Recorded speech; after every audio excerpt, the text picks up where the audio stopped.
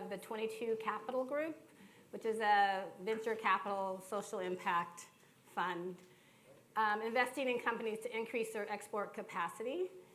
I am also the founder of We Are Enough, which is a nonprofit to educate women how and why to invest in women or with a gender lens for profit. And then I am an executive in residence at the Los Angeles Cleantech Incubator. And if you don't know about the Incubator, it's in the Arts District downtown. It's a public-private partnership between the city and LADWP with the goal to support early-stage, sustainable clean tech companies. And by clean tech, we're very broad in that definition, meaning anything that conserves some resource. We just released an impact report, which is one of the few that's focused on seed stage companies, and we measure impact around economics, around the environment, and social. So that's me, and now I'm going to introduce our two panelists, and we're going to have a different kind of format. We're going to set the stage with two capital providers within the clean tech sustainable industries. And then after that, we will have three entrepreneurs that have clean tech resource sufficient companies, and they'll all tell you about their companies. So on my left here is Nancy Fund, who I like to call the godmother of impact investing. Someone said grandmother. I was like, you never say that to a woman. Someone called us the other day the OG. Oh, OG, that sounds way cooler. I thought that was good. I think I'm going to adopt that now. And I'm going to just do brief bios. You guys can look them up. I don't want to spend time on bios. But Nancy is the founder and managing partner of DBL Partners, a venture capital firm whose goal is to combine top-tier financial returns with meaningful social, economic, and environmental returns in the regions and sectors in which it invests. And then to my right, I have Tom McGrath, who is the CEO of Vital Cleantech Ventures. Thank you. Vital Cleantech Ventures is a sustainability-focused clean tech project development company that integrates both commercial off-the-shelf and innovative breakthrough clean technologies to maximize beneficial outcomes, profit, people, and planet. So we're going to start with Nancy, and The DBL slides? There's DBL just a few, slides? Like four, okay. So anyway, it's great to be here.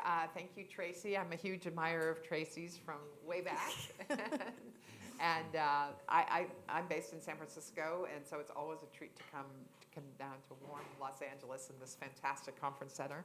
And of course, so grateful to the Milken Institute for this forum, for bringing us together, and for all of the thought leadership that the Institute is so well known for. So today we're going to talk about sustainability, investing in the clean energy economy for the 21st century. Certainly one of our favorite subjects. I just have a few slides here that I just want to give you as background for the discussion that we'll have over the next hour. So DBL Partners spun out of JP Morgan in 2004, where I'd worked for many years. Our first fund was raised in 2004. We spun out in 2008. And now we're on our third impact fund, which is a $400 million venture capital fund, which makes it one of the largest impact VC funds in the country. And so we really have been able over the years to prove our thesis that there is no sacrifice between addressing social issues in a positive manner and delivering top-tier returns to your investors. In fact, not only is there not a sacrifice, we think the two goals enhance each other. And so that's kind of what we're all about. Just this first slide here shows you that we have an extensive focus on sustainability and clean energy. It's not an exclusive one. We do other sectors as well. But we define sustainability very broadly, as Tracy does. And I'll get into that in just a minute. But you can see that many years ago we were the first institutional investor in Tesla, SolarCity, Nextracker, which is a solar tracking company. We've had some really great entrepreneurs to work with along the way, and have created some of those iconic companies for the next century. Next slide. So basically what venture capital does is invest early across innovation cycles and hopefully pick the winners in that and make great returns. What impact venture capital does is match that innovation cycle investing with the goal of catching social trends and addressing social needs that are shifting and yet large. And so that mashup is a very fertile ground for impact and return. So what we're all used to in terms of innovation cycles is what you're all holding right now, your iPhone or your smartphone. Many of us grew up with a landline and an analog system, and we've come a long way since that. Now we're taking pictures with our phone, and we couldn't survive without them. Computers have gone from the mainframe to the cloud. Even radio, one of our investments, Pandora, you've got Spotify, you've got a whole slew of digital radio and music companies now that didn't exist 20 years ago. And of course automobiles, which have been kind of asleep for several decades, in terms, no IPO since Ford in I think it was 1950s or 60. Now we've got the electric vehicle revolution. So these are huge investment opportunities, and in the case of certainly automobiles, huge opportunities to unhinge ourselves from carbon in transportation, which of course we're just in the early days of. So on the next slide, what we've done is we've created a few timelines. These are some of the areas we're investing in today. And the reason why is pretty obvious once I explain to you. So I just talked about transportation. If you look at that timeline, all the iconic names that we all know about all predate mid-century, mid-20th century. It wasn't until, in terms of a viable new company on the scene, I don't count like DeLorean and some of those niche players, it was Tesla that really came out and unhinged us from oil and is now an iconic name in the automobile sector. But it took many, many decades. Unlike the phones that would get upgraded, almost too often to keep up with. This was an industry that was really not innovating very quickly. Similarly with energy, if you look at the great names, including, I know Caroline is going to be here at lunch from SoCal Ed.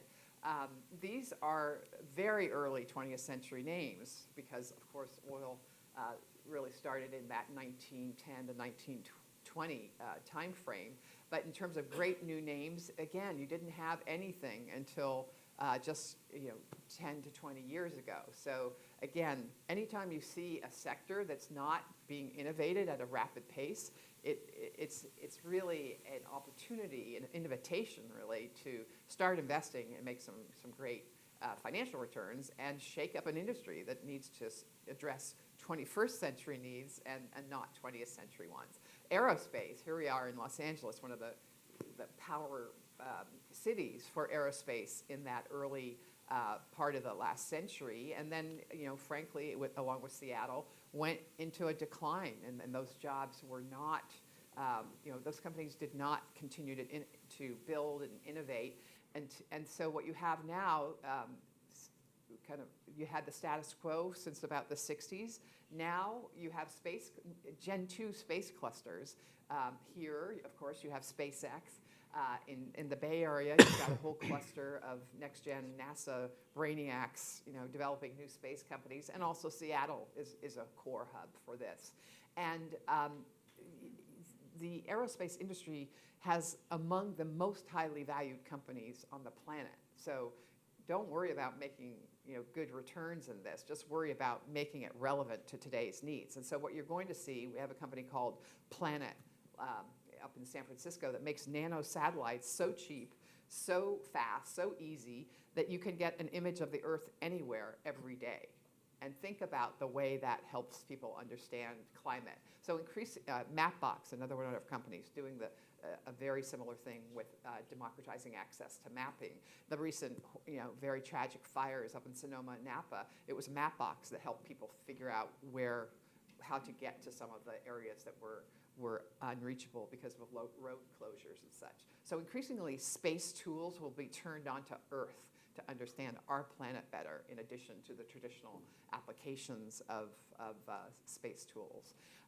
Moving to food and ag, this is even, some of the names that we all revere in agriculture are not even 20th century names. They're 19th century.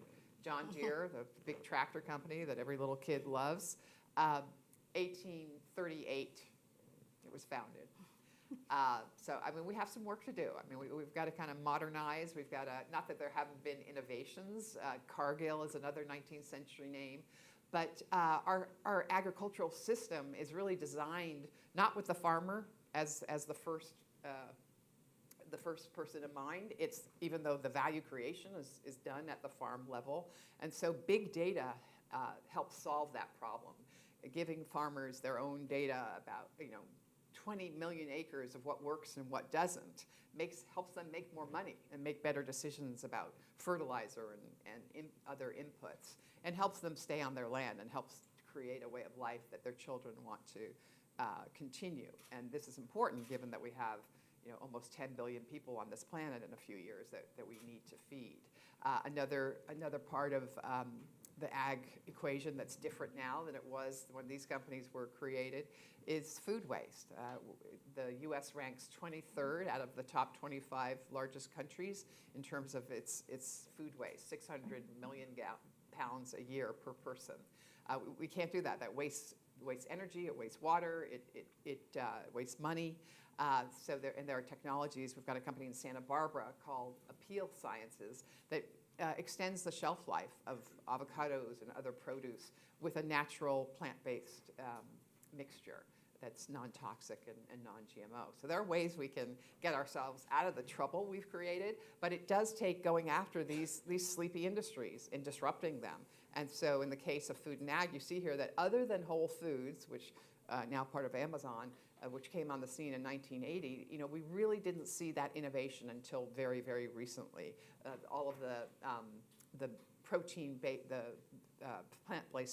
protein companies also fit into this new image of agriculture. And then finally, near and dear to my heart, because the day I graduated from college, I went and worked for the Sierra Club as an intern in Washington, D.C., and conservation is really kind of where I get a lot of my passion for developing a more sustainable economy.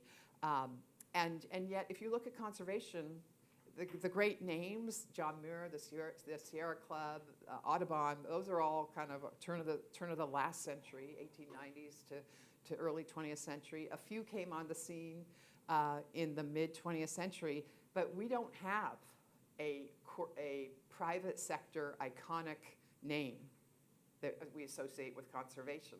It does not exist. We have great iconic not-for-profits, but here we are in 2017, and we haven't figured out a way to create jobs, make a lot of money on preserving our planet.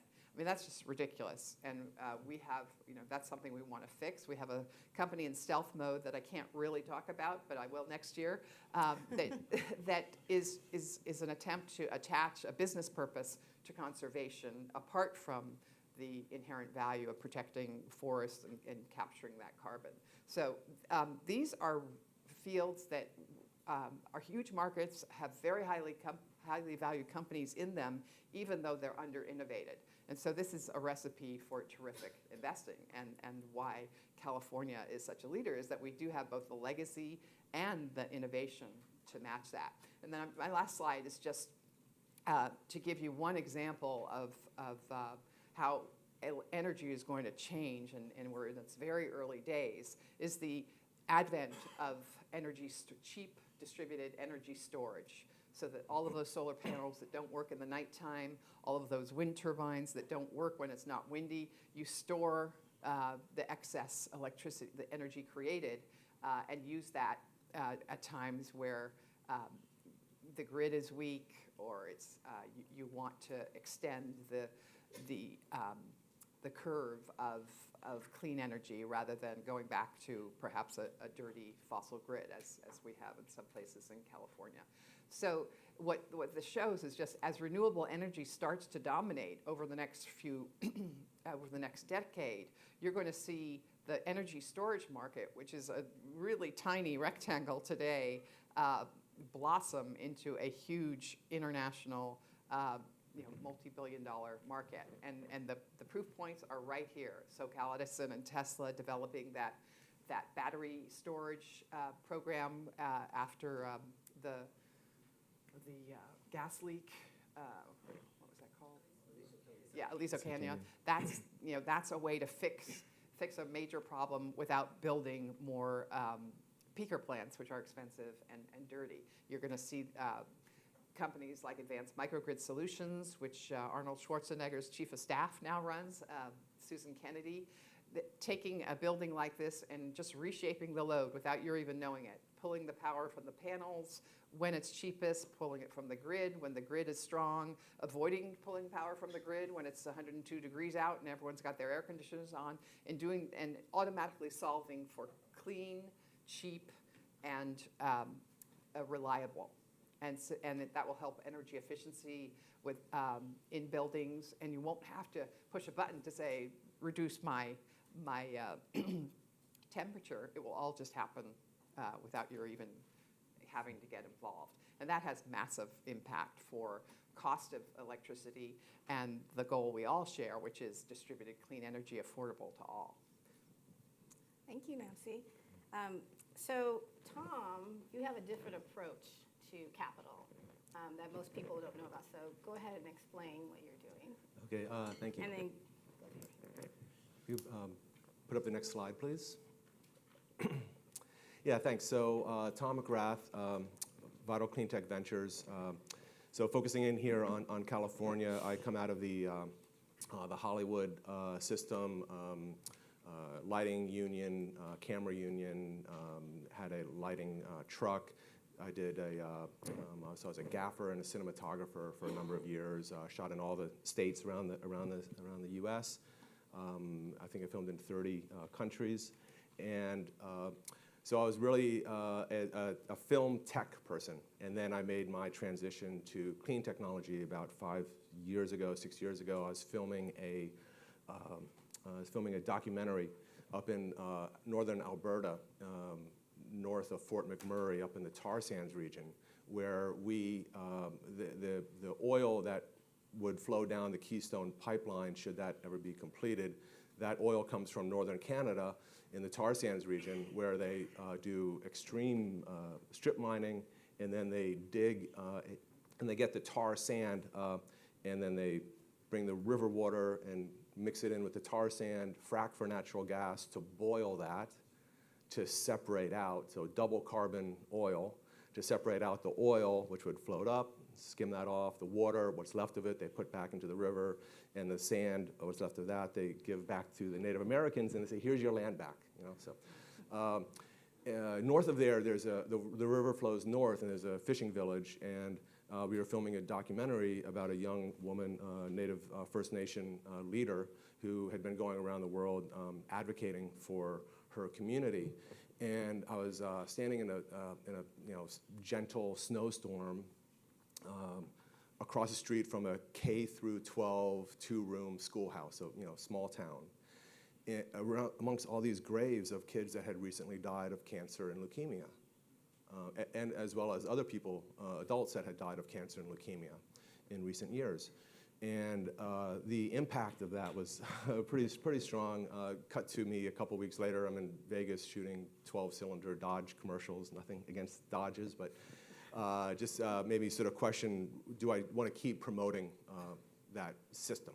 So I made that transition and looked for a clean tech community, sustainable communities here in Southern California, and found a couple organizations, some out of UCLA, USC, and became involved with the LA Cleantech Incubator as well. So that was sort of my transition, so the California First story there. So we take a project approach. So we're really looking at project development to deploy clean technologies, and they can be in various stages. So commercial off-the-shelf technologies versus disruptive, breakthrough, innovative technologies, and they really require different kinds of funding to accomplish those goals. So from ultra-high efficiency, which we were just talking about, demand response for buildings, to biogas, anaerobic digestion, agriculture, food waste, et cetera.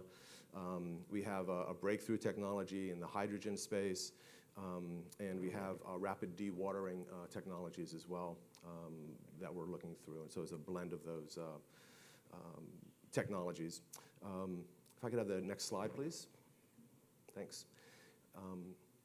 And yeah, I'm sorry, I could have done with a bigger font, I think, here. But basically, think of these four bubbles. So clean technology, projects, and then financing, equity financing, and debt financing. And really, we're looking for an asset mix that's appropriate for the appropriate technology for what we would like to consider the best, most beneficial outcome. So when you look at the benefit, and I like the double bottom line, and one way to look at that is that the besides profits, there's a social and environmental, and we just break that out into those three of people, profits, people, planet. So that's sort of the cornerstone of the benefit corporation or sustainable business, the L3C structure. There's many ways to look at it, but essentially we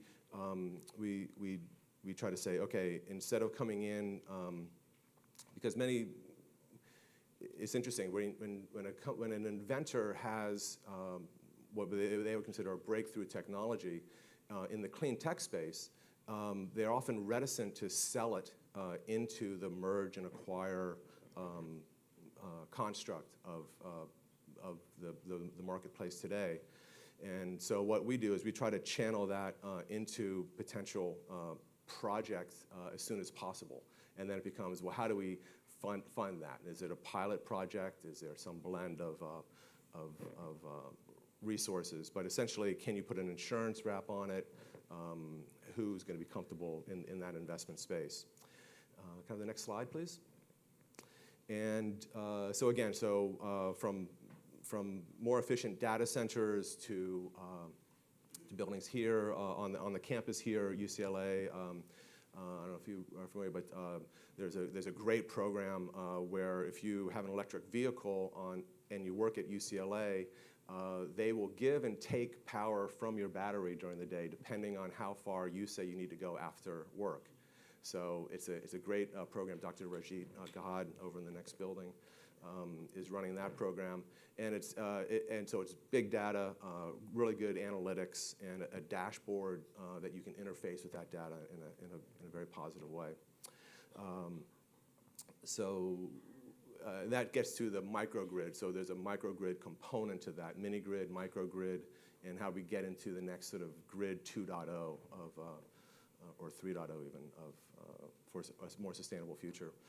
Biogas, that's really where our main emphasis is right now. We're doing projects in different island nations where we're taking what is a broken market in their sugar industries and taking their sugar lands, their former sugar lands, where there's really not a market for their sugar anymore on an international scale, because Brazil and Thailand are sort of taking over those markets. So Jamaica, the Philippines, Fiji, those are island communities that have an industry that is completely broken, and we can come in and do a much more sustainable solution, producing, growing grasses, cousins of sugarcane, to produce natural gas through anaerobic digestion, organic fertilizer, and biochar. So you end up with gases, liquid, and water that are all beneficial and very profitable. And so we have 100% project finance for that, working with sovereign debt fund from Norway. And we put these packages together with insurance wrap and insurance bonds.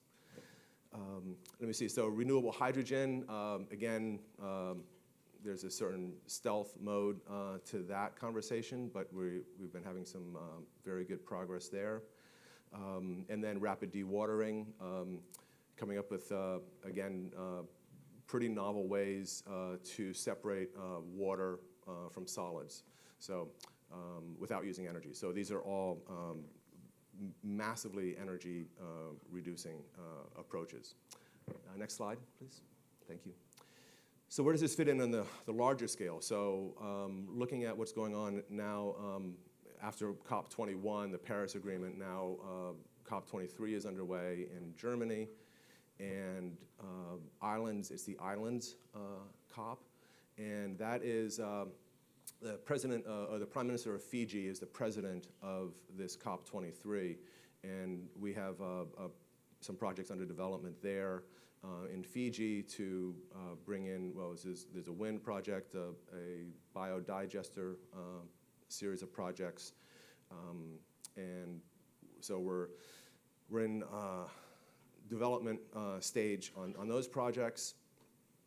So the World Bank and the UN, working closely together, have formed an organization that is responsible for, according to their calculations, deliver $1.3 trillion a year in project capex for sustainable energy projects, renewable energy, energy efficiency, and energy access, to make the world a better place. By 2030, that we need to spend that amount of money in order so we don't go over the tipping point of the climate crisis. So that's a lot of money to spend. We're trying to lend some support to their analytics by doing benchmarking, and we have a program that was just cut actually this summer from the DOE, a 20-year program where there's 170,000 energy audits that were done, energy projects. About half of them were funded and carried out, and the other half wasn't. So it's a really good database of energy project proposals. About half of them were funded, and we have analytics on both sides of that. There's a counterpart to that over in Europe, but we have the one here. So in our partnership with a nonprofit, we've been basically receiving that database and working with universities and colleges across the country to develop a workforce to help promote the development or support the development of investment-grade energy project proposals. If I can have the next slide. Thank you. So the commitment that we have with the UN follow the 4 Sustainable Development Goals, education, 4 education, 7 sustainable energy, 13 climate action, and 17, probably the most important one, is partnerships. And so that's really, once you are into discussing projects, you're really discussing partnerships. So how local community to the global community, technology, financing. So basically you have to get that mix of partnerships correct, and then you're off to the races. So next slide. And I'll end on this one. So this is basically an approach. If you can't see it, the 3 bubbles are essentially the UN SDGs, the Sustainable Development Goals. So a focus on the global picture, and then zeroing in on if you're interested in doing a wind project in Sri Lanka, where would it be best to do that? Well, let's use the satellite data that is available and do global, digital visualization using techniques that are in the marketplace today, or tools that are freely available to analyze where are the best, from a STEM perspective, where is the best place to site a wind farm. And then part of that mix will be where are the populations, where is the current grid, how do we fit in, what sort of best opportunities. So using systems thinking and big data analysis, and then into sort of more traditional project development, you need to bring the parties together and get the projects funded. So that's it. Thank you. So thank you, Tom. We have run out of time for our panel. Oh my gosh. But because I'm the moderator, I'm going to ask one question. I see they're waving to me, telling me to cut it, but I'm going to ask one question, and I'm going to combine 2 questions. What can the state do? We're in California, and now we're leading the charge in the country. around sustainability and conservation. Maybe briefly, if you can say what you feel the state, maybe a policy that would help support your work and the work of the entrepreneurs that are coming up, and also with a lens around equity and inclusion and diversity. So I combine two of my favorite questions together briefly, and then we'll let the entrepreneurs come up. So Nancy, why don't you start? Okay, well, diversity, inclusiveness for the clean energy industry, we have a long way to go, but the numbers are quite encouraging. For example, women were 19% of the solar workforce in 2013. Last year, it was up to 28%. So, and similar increases in minority participation. We can do more. We need to get those numbers even higher, of course. But we're so much further ahead than where I live. The tech industry would be jealous of those numbers. And part of that is because clean energy jobs are accessible to more people. You don't have to know how to code necessarily to have a really brilliant career in clean energy. So it's a great way to diversify the California labor force. What the state of California needs to do is continue doing what it has done for over 2 decades, which is to lead on climate policy, cap and trade, net metering, RPS standards.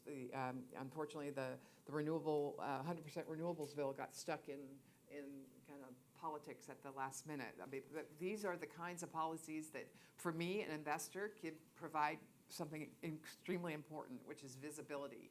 If I can see that there's a commitment, a policy commitment that is more than a year or two and is going to be, isn't going to be yanked, which is what the California Solar Initiative was, which is what net metering has been, RPS, then it makes it much easier for me to invest and for all of us to invest with those signals that help level the playing field, really, between the old way and the new way, and to develop some incentives that encourage these fledgling industries. Just as, in the early 1900s, right here in the Los Angeles area, we did create incentives for the oil industry. I mean, it was born here. It still has. The good news is there were incentives that worked, that created a great industry that helped propel U.S. leadership in the 20th century. The bad news, those incentives are still around. 100 years later, and they're going to the wrong allocation. I mean, we need to kind of reboot, and so I think California has been a leader. It's one of the reasons that the state is ahead of the rest of the nation, but we can't be complacent, and we've got to help storage grow. We've got to help sustainable agriculture. I mean, and we also have to really embrace workforce training so that we can make this an industry that reflects the wonderful diversity of our state. Thank you. And real quickly. Yeah, thank you. Well, I would take a sort of a chapter out of working in the film industry behind the camera on the tech side, and the work that we did in the 90s and in the 2000s of trying to make it a more inclusive workforce. And that's really kind of on a case-by-case. So the work that you're doing out of the Cleantech Incubator, I think, is really important, and you have to engage on that level and forums like this to really encourage that so that to fulfill the more egalitarian society. So okay, we'll do that. Thank you so much. So we're gonna step down, and we're gonna bring up Rochelle Young. Do we have to do something? Yes, you have to get up. Okay.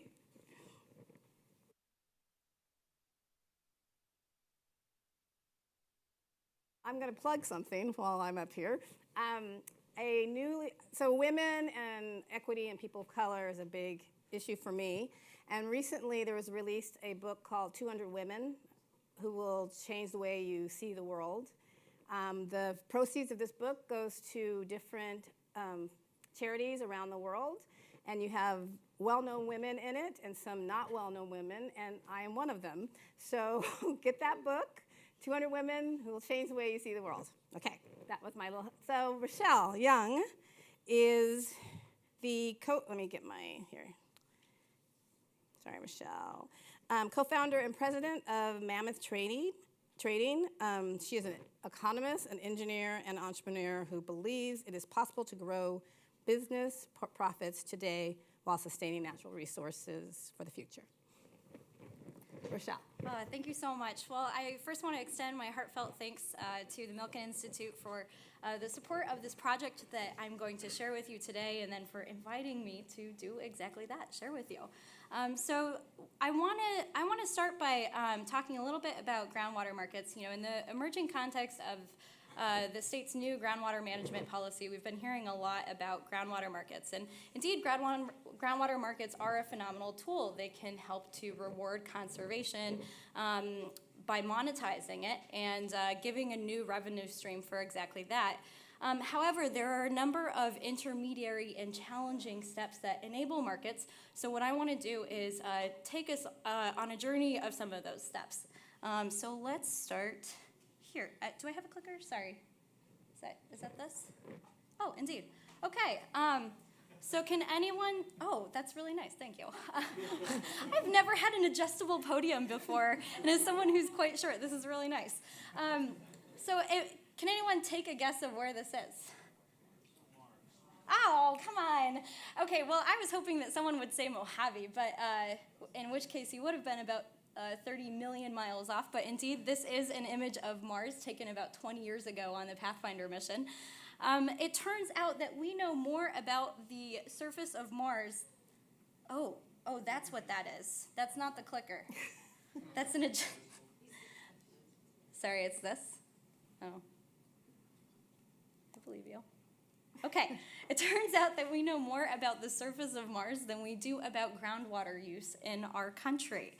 Not only this, but California, which is the epicenter of technology, arts, entertainment, and home to some of the most progressive environmental standards in the world, is not only lagging in groundwater management, but is dead last. So here we are to talk about California leading, but we need to face the sobering fact that not only is California behind, but we're about 40 years behind Nebraska and 10 years behind Texas. It's a paradox. Water use supports the 5th largest economy in the world, and yet we know so little about it. Water use touches every sector of our economy, from the beer and wine industries to the food that's on our table, to the electricity that's powered by hydropower, to tourism and many industries that are completely invisible to us through industrial processing. And then when surface water resources dwindled in our state, it was groundwater use that filled the gap to help us weather one of the worst droughts in recent history. Now, it wasn't without its consequences. Extensive groundwater pumping caused permanent land subsidence, aquifer compaction. It caused degraded ecosystems and many other issues in the state. Groundwater, I would say, was both the hero and victim of the state's multi-year drought. Water risk, we need to see, is an economic and business risk.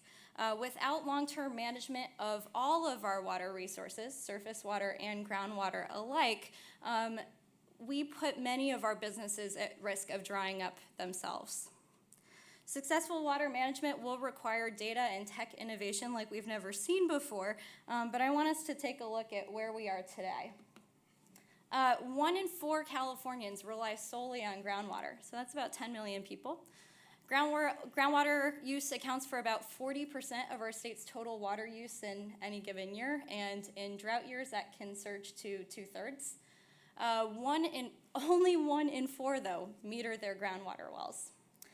So the stakes are huge, and yet the data that we have is limited, poor, and unreliable. So how do you measure, or how do you manage what you're not measuring? This represents a huge challenge both to individuals and to the state at large as we're implementing new groundwater management policy. We need to equip farmers today with 21st century solutions, but we have a long way to go. The state not only needs to catch up, but to leapfrog and to innovate at record pace. Now, that's easier said than done. One of the biggest challenges of groundwater management is that there's a huge issue of distrust in data collection, as it's viewed narrowly as a regulatory tool or a means by which to restrict pumping. But this really overlooks a key value proposition, which is that private data can actually be used to increase business profits. So we need to be thinking about business-oriented solutions and how we can make cost-effective groundwater conservation before it's even mandated. Okay, so this is where Mammoth comes in. We really want to demonstrate the value of groundwater to the value of groundwater data to the individual. Groundwater data can be analyzed, tracked for performance, valued in real time, benchmarked. And so we want to equip farmers with exactly that, to give them the information that they need to make these informed and actionable insights and improvements in irrigation scheduling. This can help them to not only meet their own objectives, but for us as a state to meet complementary objectives in basin management. Okay, so I want to give you an example. I recently heard, I don't know, maybe a year ago from a farmer who had put a groundwater well, or a groundwater meter on his well. So previously, he had no idea how much he was pumping. He put this meter on his well, and he found out that he was actually pumping 30% less than he thought he was. What this meant is that his pump had degraded so much so that he was using the same amount of energy to pump much less water. What he did was install a new pump. The pump, it turned out, was pretty old, degraded, and so the new pump has already paid itself off in the form of decreased energy costs. So this is just one example, and not a unique example, of a way that groundwater data helped him to make improvements that saved him time and money while reducing water and energy use. So this is one of thousands of examples in which we can improve groundwater management, not for the sake of altruism or regulation, but because it makes business sense. Our team is made up of a number of private and public sector partners, and as we hope to tackle this sort of daunting and yet exciting issue of groundwater management, see, we're so excited about the team, it's just flashing for you. It's very exciting. As we're tackling this daunting yet exciting issue of becoming a leader in groundwater data and innovation, we can't do it alone, and so we hope that you too will join us. We're looking to bring on, we're actively raising funds and new partners for this. We're piloting a 2-year project that will deploy 100 groundwater meters across the state of California to help them to benchmark their data, understand how they compare to their peers, sorry, I'm so distracted. Compare how they're doing to their peers and make decisions around how they can improve irrigation scheduling and groundwater management. I think the potential for the impact is enormous. We have the potential to improve rural livelihoods, increase water security, and improve confidence in data as well. We're looking to create a scalable solution that can achieve both business and basin objectives. So thank you so much for your time, and if we have time for questions, I'd be more than welcoming. I'm going to do questions after each one of That you, sounds so, perfect. Okay, I wasn't supposed to do that, but I think that's the way it's going to go. That sounds great. And was that flashing to let them know that it's time to get off the stage? So I don't know what that was. No, okay. Well, all right. Thanks, Michelle. Thank you so much. Next, we have Dakota Simler coming up. Dakota is the co-founder and CEO of Thor Trucks. His passion for clean fuels and experience in the fleet operation established the founding vision for Thor. Good morning, class. Oh, I didn't keep going. I think. Here we go. Yeah. It's got a mind of its own. Well, good morning, everybody. Thank you again to the Milken Institute for having us, and thank you to Tracy for that lovely introduction. I'm going to talk a little bit today about innovation and about how it's impacting various industries, and particularly with regard to our industry, which is transportation.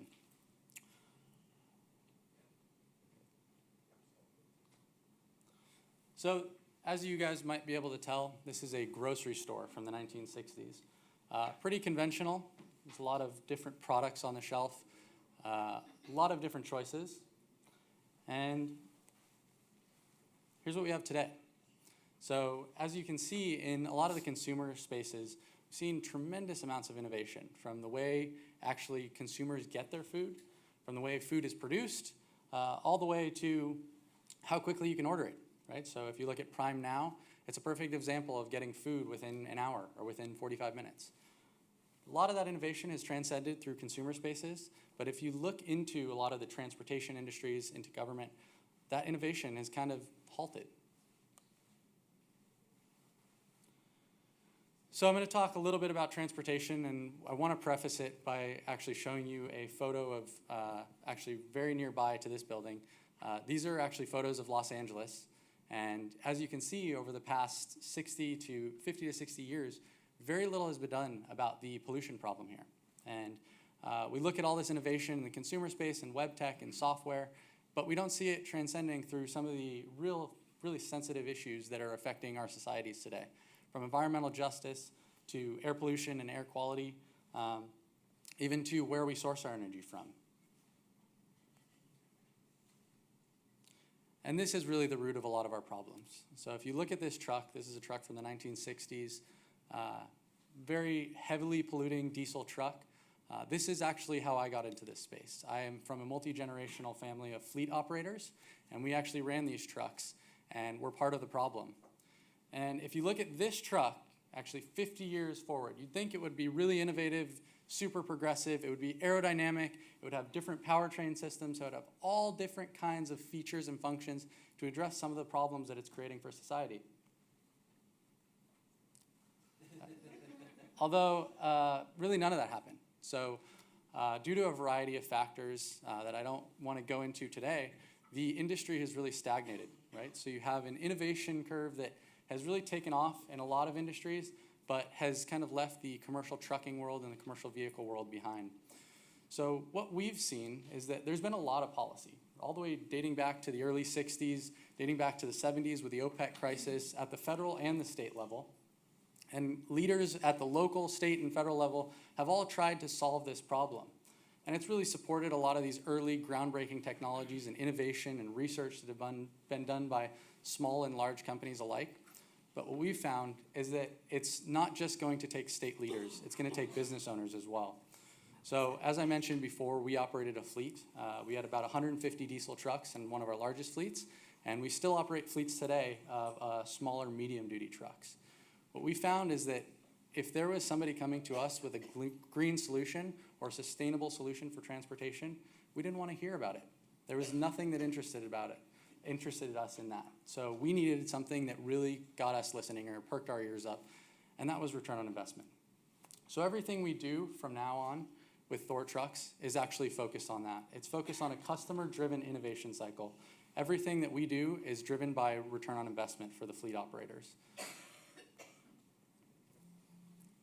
As you guys probably are aware, due to Amazon and due to a lot of the different consumer industries that are emerging and really been innovating, there's a huge surge in logistics technology right now. So everything from freight forwarders to transportation technology outside of trucks has been innovated on, to delivery systems, to the way data is utilized and analyzed. But trucks are still left behind. If you look at the global truck market, it's a $410 billion market. Class 7 and 8, that's the heaviest of the trucks. That's the semi-trucks that you see passing you on the road. Those are a $40 billion market. If you look at that narrower part of the market for regional and vocational trucks, which is everything that's not long haul, everything that goes locally within cities, that's about $13 billion. So when we talk to VCs and we talk to investors in this space and strategic and private equity groups, they say, what's the total addressable market size? It's clearly a size that they're interested in investing in. So why hasn't it happened? These are some of the air quality measurements that have actually been focused on improving some of these metrics and really trying to curb the air pollution and air quality issues that not just face us here in California, but are facing basically everywhere across the world, and really are issues that cannot just be solved by policy. So this is really the crux of the presentation. Right here, this is where we see innovation in transportation occurring. This is a chart that shows the cost in kilowatt hours of batteries. anything driving an industry is going to be a part of the supply chain. So as we look to develop a cleaner solution to diesel vehicles, we have to understand where our supply chain is. For heavy electric vehicles, this is where it sits.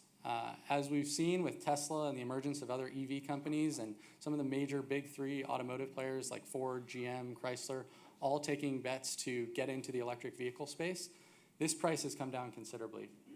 So what we feel now is that as opposed to state legislators and federal legislators and local legislators leading the industry towards innovation, we feel that business is actually going to drive these results now. And it's not just going to be a business entirely. It's going to be a combination of business and government working together. But once we have the economic factors, which you can see in this chart right here, once we surpass the cost of diesel, then we actually create an environment where it's competitive to actually produce heavy-duty electric vehicles. Just want to thank you guys again for the time, and I guess we'll defer to Tracy for questions after the presentations. Yes, if they allow me to let you have questions. Great. Thank you very much. Thanks, Dakota. Next up is Azita Yazdani, and she is the president and CEO of Exergy Systems. And Exergy is a company focused on deploying patent point-of-use water and material recovery products. Azita? Thank you, Tracy. Good morning. Thank you for being here. I'm going to be talking about a lot of things related to water. I think globally, one of the perspectives we have as a company is that water is just one of the many resources we have on the planet, and certainly our use and approach to dealing with it and managing it, and specifically, I guess, addressing the demands and requirements of our customers, which is the humans on the planet, has not been meeting with the needs. And so what we have been trying to do as a company, bring sort of forward a new perspective, managing and delivering water to the quality that people really need and desire. So with that, Exergy is focused on specifically right now on water reuse. And one of the reasons you guys have seen the pictures on this slide in the last few years and are very familiar with the issues we've had specifically in the state related to water. But the discussion about water has really not gone any further forward because of the drought.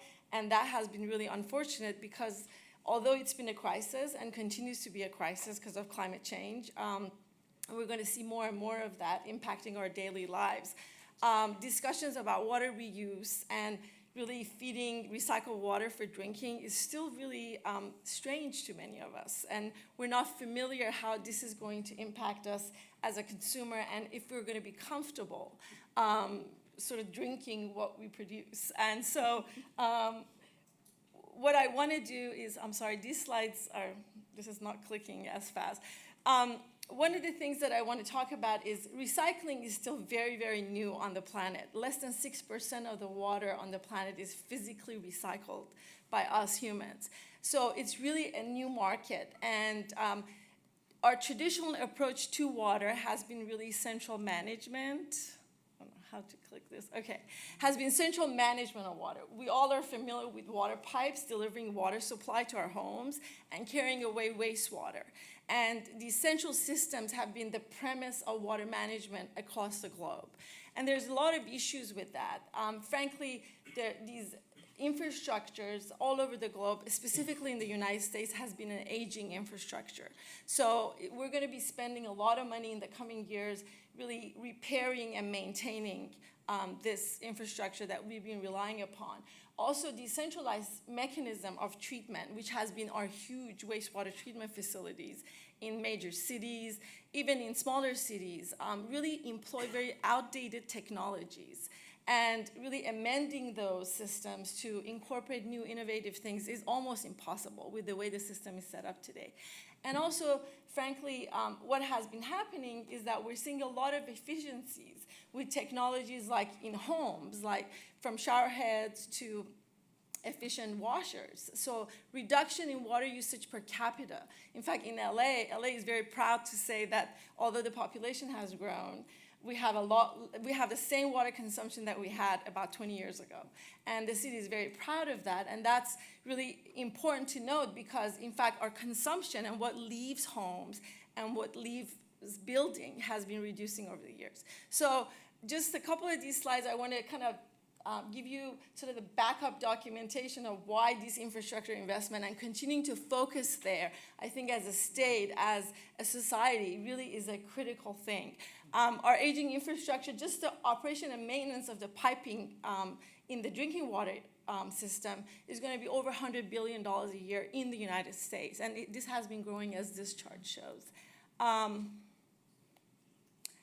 We're going to be spending a lot of money in our wastewater infrastructure. Our wastewater infrastructure is not meeting demands. The technologies are outdated. We don't even have secondary wastewater treatment in many of our wastewater facilities nationwide. And these are going to amount to about $270 billion in over 15,000 wastewater treatment facilities all over the country because of a variety of reasons, as is noted. And this is not to mention that about 30% of the water we carry in these pipes is actually lost because piping is very inefficient and there's cracks. And so is it worth really putting our money in the ground, which is what we've been doing, I think, in the past century. This slide shows that a lot of our capacity, a lot of our systems are under capacity, and as global warming grows and population grows, there's going to be more of a demand to even build bigger systems. So LA is a good example of that. Hyperion has been the focal point of wastewater treatment facilities in the city, and the city has been spending a lot of money expanding that. So I think all of this, and this last one shows the point of reduction in consumption. So this direction towards reduction in consumption per capita is being documented, and it's going to continue to grow. So is this central way of thinking really worthwhile? You know, we all are not really drinking the water coming from the tap. We all are buying bottled water, which causes a lot of dilemmas in terms of plastic pollution. Bottled water is considered to be the most expensive water produced. It's about $1 million an acre foot. And the water that we purchase at the city level is only $2,000 an acre foot.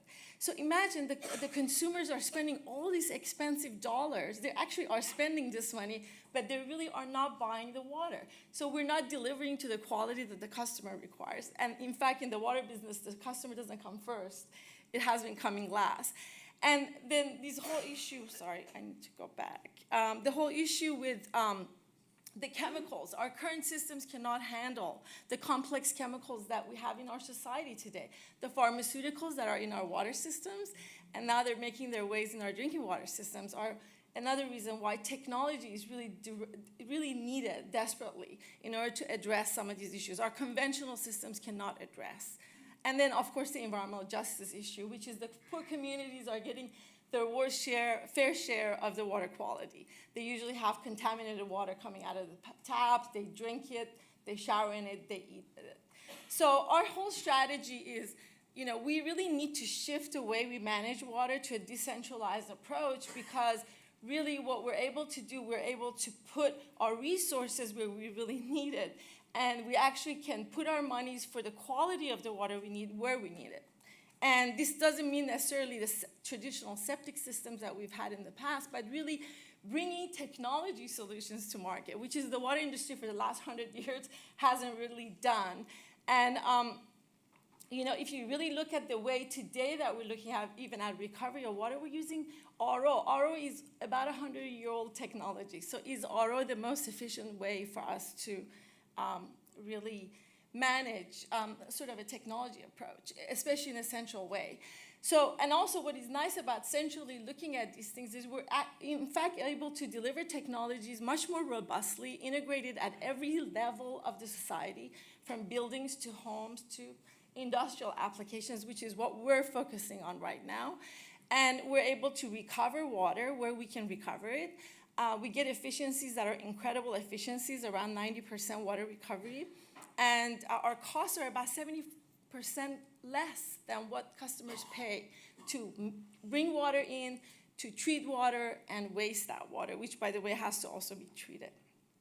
And we can deliver qualities that people require. So really, it's kind of like designer water for whatever you need. And our first product really focuses on delivering sort of to that end. We have probably one of the only, if not the only, sort of point-of-use recovery platforms that is in the market today. We have a patented technology based on electrode deionization, which is the electromembrane technology.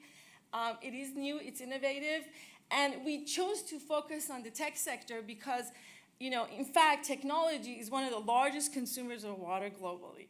And this is what many people in Silicon Valley don't realize, is that water, in fact, is really prevalent in making all these devices we all love.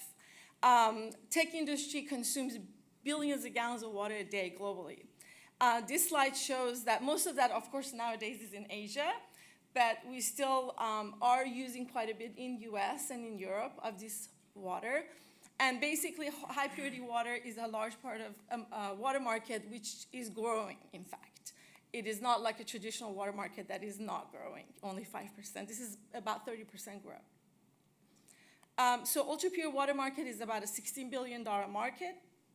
And our product, which I'm not going to have time to get into, but I'll be happy to answer any questions about, focuses on recovering and repurifying what we call high purity water at the point of use. And I think with that, we're not going to really talk about I've already talked about some of the benefit, 90% recovery rate and so forth. These don't go forward.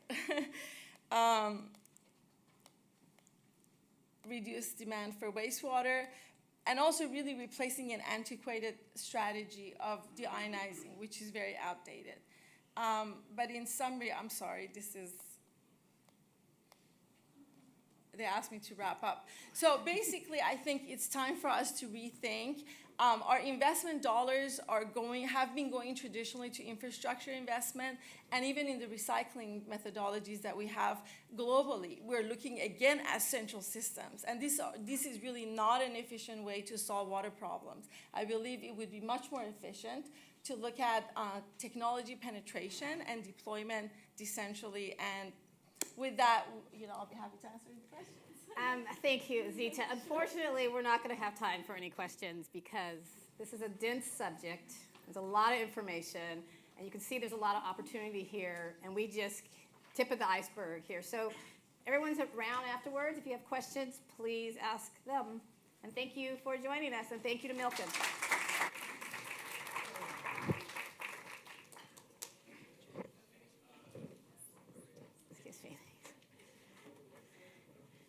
Sorry, you guys. An hour is not enough time. Ambitious program. Yeah, it was supposed to be an hour and 15 minutes.